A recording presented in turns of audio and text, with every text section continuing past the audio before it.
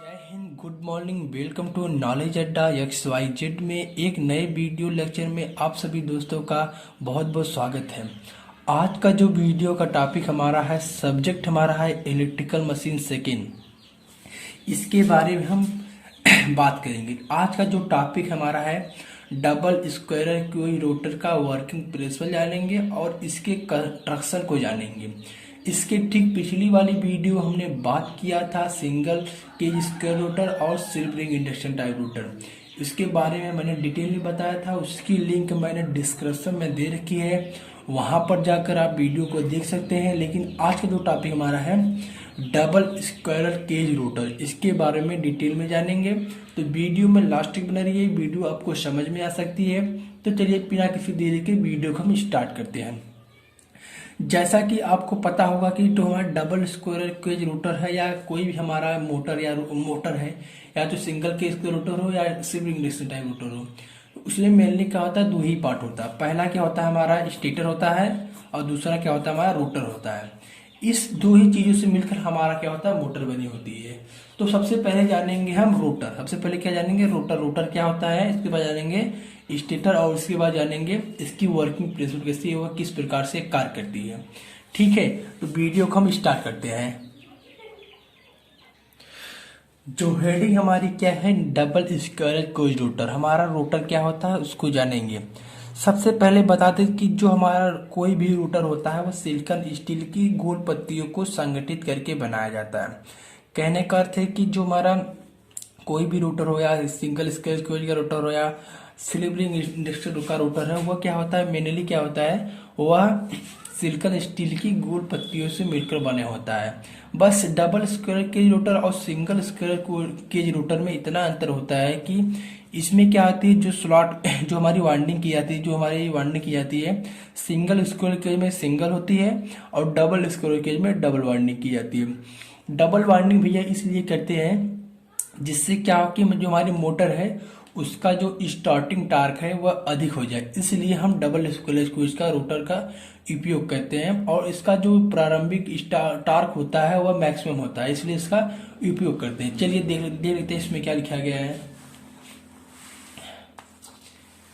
इस प्रकार के रोटर में अंदर की गोलाई में पूरे बंद खांचे होते हैं। कहने का मतलब इस प्रकार के रोटर में अंदर की ओर पूरे बंद खांचे होते हैं तथा बाहर की परिधि में आधे बंद खांचे होते हैं। और कह रहा है कि इसके बाहरी खांचे है या बाहरी आधे बंद खांचे में आधे खांचे होते हैं। ठीक है, क्या बताया, बाहर की परिधि में आधे बंद खांचे होते हैं। बाहर की परिधि है उसमें आधे बंद खांचे होते हैं। अंदर के खांचों में कम प्रतिरोध तथा अधिक अनुप्रस्थ काट वाले तांबे या एल्युमिनियम के कंडक्टर को डाला जाता है।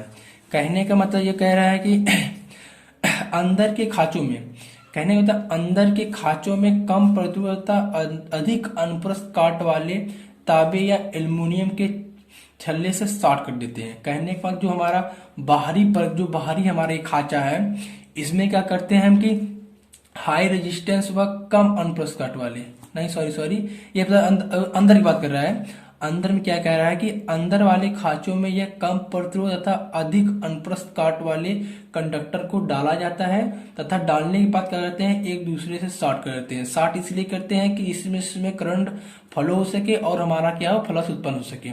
और इसके बाद ये क्या कह रहा है, बाहरी पर आधे बंद खांचों में, ठीक है, कह रहा है कि बाहरी पर आधे बंद खांचों में उच्च प्रतिरोध की कम अनुप्रस्थ काट वाले तांबे के कंडक्टर रखकर इसे दोनों ओर से शॉर्ट कर देते हैं। और ये कह रहा है कि जो हमारा इसका बाहरी खांचा है इसमें हमारा हाई रेजिस्टेंस व कम अनुप्रस्थ काट वाले कंडक्टर को डालकर एक छल्ले के द्वारा एक शॉर्ट कर देते हैं, ये छल्ले द्वारा शॉर्ट कर देते हैं। ठीक है दोस्तों, फिर इसमें क्या कह रहा है कि क्योंकि इस रोटर में दो वाइंडिंग होती है, क्या कह रहा है कि इस रोटर में क्या होती है, हमारी दो वाइंडिंग होती है, इसलिए इसे हम क्या कहते हैं, डबल स्क्वायर केज रोटर कहते हैं। ठीक है दोस्तों, क्या कहते हैं कि इस रोटर हमारी दो वाइंडिंग होती है, इसलिए इस जो हमारा रोटर है इसलिए इसे हम डबल स्क्वायर केज रोटर कहते हैं। इन मोटरों का जो प्रारंभिक बरागुण अच्छा होता है। कहने का मतलब मैंने वीडियो शुरू में बता दिया कि जो ये मोटरें होती हैं इनका जो प्रारंभिक बरागुण क्या होता है, अच्छा होता है। प्रारंभ में उच्च प्रतिरोध वाली वाइंडिंग कार्य करती है था, लेकिन जब मोटर अपने समान गति प्राप्त कर लेती है तो निम्न प्रतिरोध वाली वाइंडिंग कार्य करने लगती है। कहने का मतलब क्या होता है कि स्टार्टिंग में क्या होता है कि हमारी हाई रेजिस्टेंस व कम अनप्रस्थ काट वाली वाइंडिंग कार्य करती है, लेकिन क्या होता है कि जब मोटर हमारी नॉर्मल स्पीड पकड़ लेती है तो उस कंडीशन हमारी जो है हाई रेजिस्टेंस व कम अनप्रस्थ काट वाली वाइंडिंग कार्य करती है। लेकिन जब मोटर हमारी नॉर्मल स्पीड पकड़ लेती है तो उस कंडीशन में क्या होता है कि हमारा कम प्रतिरोध व अधिक अनप्रस्थ काट वाली वाइंडिंग कार्य करने लगती है। ठीक है, इस प्रकार हमारा ये रोटर हो गया। अब इसके आगे देखते हैं हमारा नेक्स्ट क्या है। नेक्स्ट हमारा जो डबल स्क्वायर केज रोटर का भाग है वह स्टेटर है, उसको देख लेते हैं। अब हमारा डबल स्क्वायर केज रोटर या double square cage induction motor का दूसरा भाग स्टेटर है। स्टेटर सभी प्रकार के मोटरों में काम होता है, जैसे कि हमारा हो गया सिंगल स्क्वायर केज रोटर, और उसके बाद हमारा slip ring induction type rotor. उसका रोटर में कोई भी कंस्ट्रक्शन में कोई भी चेंजेस नहीं होता। ठीक है, सेम सेम उसी बात है, वही बात मैं बताऊंगा कि यही इसमें क्या होता है कि जो स्टेटर हमारा होता है वह सिलिकॉन स्टील की गोल पत्तियों को संगठित करके बनाया जाता है। इसमें क्या होता है कि प्रत्येक पत्ती की जो मोटाई होती है 0.3 से 0.6 mm तक होती है। और उसमें क्या कहते हैं कि ईडी करंट को लॉस कम करने के लिए इसमें वार्निश की पतली परत चढ़ा दी जाती है। फिर क्या करते हैं कि जो हमारा स्टेटर होता है उसको एक साथ संगठित करके मोटर का जो योक होता है उस पे कस दिया जाता है। कसने के बाद क्या होता है कि इसमें अंदर की तरफ क्या होते हैं, हमारे स्लॉट बने होते हैं। स्लॉट इसलिए बने होते हैं कि जिसमें हम इससे कॉपर या एल्युमिनियम की वाइंडिंग कर सकें। ठीक है, और इसके दोनों तरफ क्या होता है, दो सिरा प्लेटें लगी होती है। इसके दोनों तरफ देखेंगे तो दो सिरा प्लेटें लगी होती हैं जो क्या करते हैं एक नट या बोल्ट द्वारा कसे होते हैं। और इसी में हमारा शाफ्ट लगा होता है और इसमें हमारा बेरिंग लगी होती है जिससे हमारा रोटर घूमता है। यही होता है हमारा स्टेटर। अब देखते हैं इसमें क्या बताया गया है। अब देखिए यहाँ पर स्टेटर को सिलिकॉन स्टील की गोल पत्तियों को संगठित करके बनाया जाता है। कहने का मतलब जो स्टेटर हमारा होता है वह सिलिकॉन स्टील के गोल पत्तियों को संगठित करके बनाया जाता है। प्रत्येक पत्ती की मोटाई 0.3 से 0.6 mm तक होती है। कहने का मतलब जो प्रत्येक पत्ती की अगर मोटाई देखेंगे तो उसकी जो मोटाई होती है 0.3 से 0.6 mm तक होती है। ईडी करंट लॉस को कम करने के लिए प्रत्येक पत्ती पर वार्निश की पतली परत चढ़ा दी जाती है। कहने का मतलब जो हमारे ईडी करंट लॉसेस होते हैं या हमारे जो हमारे फिक्स लॉसेस होते हैं उसको कम करने के लिए क्या करते हैं हम कि हम वार्निश की पतली परत चढ़ाते हैं। और वार्निश पतली इसलिए चढ़ाते हैं कि जो हमारे पत्तियां हैं वह दूसरे से एक दूसरे के में शॉर्ट ना हो, इसलिए हम वार्निश की परत चढ़ाते हैं। ठीक है दोस्तों, अब देखते हैं अगला क्या है। फिर सभी पत्तियों को जो सारी पत्तियां हैं उनको एक साथ संगठित करके मोटर के योग पर बोल्ट द्वारा कस दिया जाता है। फिर इसके बाद क्या करते हैं कि जो हमारी पत्तियां होती हैं उनको एक साथ संगठित करके मोटर के योग पर कस दिया जाता है। स्टेटर कोर में अंदर की परिधि की ओर वाइंडिंग के लिए स्लॉट बने होते हैं। कहने मतलब वाइंडिंग करने के लिए स्टेटर कोर के अंदर मतलब स्टेटर कोर के अंदर क्या होते हैं, ये हमारे स्लॉट बने होते हैं। स्लॉट इसलिए बने होते हैं जिससे हम वाइंडिंग कर सके। ठीक है, स्लॉट बने होते हैं स्टेटर में अंदर के परिधि की में अंदर स्टेटर कोर में अंदर की परिधि की ओर वाइंडिंग के लिए स्लॉट बने होते हैं। मोटर के साथ दो सिरा प्लेटें बोल्ट द्वारा कस दिया जाता है। कहने का मतलब मोटर के द्वारा मोटर पे कहते हैं दो सिरा प्लेटें बोल्ट द्वारा कस लिया जाता है तथा इन प्लेटों हमारी बेरिंग लगी होती है।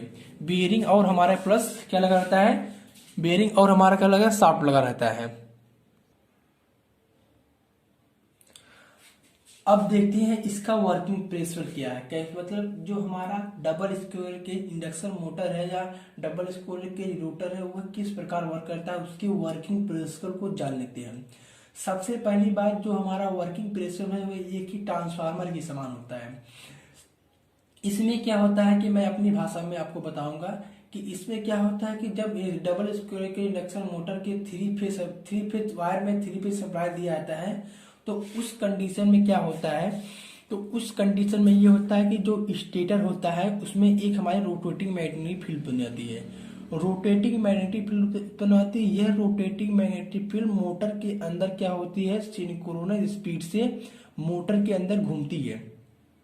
चूंकि क्या होता है कि जो हमारा रोटर होता है इसलिए क्या होता है कि जो हमारी उत्पन्न रोटेटिंग मैग्नेटिक फील्ड क्या होती है, रोटर के कंडक्टर द्वारा करती है।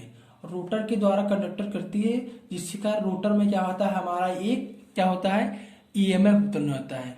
चूंकि क्या होता है, रोटर हमारा क्या होता है, वह एक छल्ले के द्वारा शॉर्ट होता है। उसमें क्या होती है, एक क्या होती है, एक हमारी धारा फ्लो रहती है। जब धारा ये फ्लो हो गई तो उसमें क्या होता है कि एक हमारा फ्लक्स उत्पन्न हो गया। इस प्रकार क्या हुआ, एक रोटर का फ्लक्स हो गया और एक हमारा स्टेटर का मैग्नेटिक फील्ड होगा। इस प्रकार क्या कहते हैं कि दोनों जो हमारे स्टेटर का मैग्नेटिक फील्ड है और रोटर का मैग्नेटिक फील्ड है, एक दूसरे से अंतर क्रिया करते हैं, जिसके कारण क्या होता है कि रोटर पर एक बलागुड़ कार्य करने लगता है और हमारा जो रोटर होता है वह घूमने लगता है। यही इसका वर्किंग प्रिंसिपल होता है। मैंने आसान भाषा में आपको समझा दिया। अब देखते हैं इसमें क्या बताया गया है। इसमें ये बताया गया होगा कि जब थ्री फेज सप्लाई को इंडक्शन मोटर के थ्री फेज से संयोजित किया जाता है, कहने जो हमारी थ्री फेज सप्लाई है उसके मोटर के थ्री फेज से क्या करते हैं, कनेक्ट करते हैं, तब मोटर में एक नियमित चुंबकीय क्षेत्र उत्पन्न होता है। कहने का मतलब जैसे हम मोटर के थ्री फेज सप्लाई को थ्री फेज से कनेक्ट करते हैं तो उस कंडीशन में क्या होता है कि मोटर में एक हमारे नियमित या फिक्स चुंबकीय क्षेत्र उत्पन्न होता है जो सिंक्रोनस स्पीड से मोटर में घूमता है। क्या कहता है कि जो सिंक्रोनस स्पीड से मोटर में घूमता है। फिर क्या है आगे इसके तथा यह घूर्णी चुंबकीय जो चुंबकीय क्षेत्र उत्पन्न हुआ है, यह घूर्णी चुंबकीय क्षेत्र रोटर के चालक से कटता है। क्या मतलब रोटर के चालक से कटता है, ये कटता है, यहाँ पर कटता लिख दिया मैंने, ये कटता है, ठीक है। रोटर के चालक से कटता है जिससे रोटर में विद्युत वाहक बल उत्पन्न हो जाता है, ठीक है। जिससे क्या होता है कि रोटर में क्या होता है, रोटर में एक विद्युत वाहक बल उत्पन्न हो जाता है। क्या होता है कि जब जैसे सप्लाई दिया उसमें क्या हुआ, एक मैग्नेटिक फील्ड उत्पन्न हुई स्टेटर में। स्टेटर का जो मैग्नेटिक फील्ड है वह रोटर के कंडक्टर द्वारा कटेगा। रोटर के द्वारा कंडक्टर द्वारा जब कटेगा तो क्या होगा, रोटर में हमारा एक क्या होगा, एक ईएमएफ उत्पन्न हो जाता है, ठीक है। रोटर में ईएमएफ उत्पन्न हो गया। चूंकि क्या होता है कि रोटर हमारा क्या होता है, एक छल्ले के द्वारा शॉर्ट होता है। क्या होता है कि जो हमारा रोटर होता है वह एक छल्ले के द्वारा क्या होता है, आपस में क्या होता है, एक छल्ले के द्वारा शॉर्ट होता है। छल्ले के द्वारा शॉर्ट होता है, इसलिए रोटर में एक धारा फ्लो होती है और रोटर का एक मैग्नेटिक फील्ड उत्पन्न होता है। क्या होता है, जब हमारा रोटर का कंडक्टर है वह एक छल्ले से शॉर्ट है, जब शॉर्ट होगा तो उसमें एक हमारी करंट फ्लो होगी और उसका एक क्या होगा, मैग्नेटिक फील्ड उत्पन्न हो जाएगा, ठीक है दोस्तों।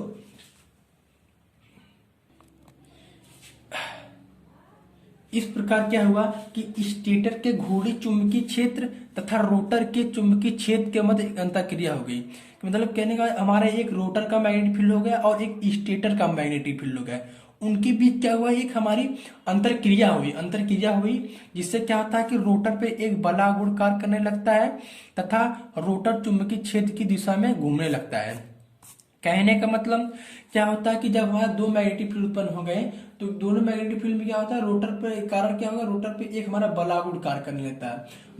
बलागुण कार्य करने मतलब जो रोटर हमारा होता है वह स्टेटर के चुंबकीय क्षेत्र की दिशा में घूमने लगता है।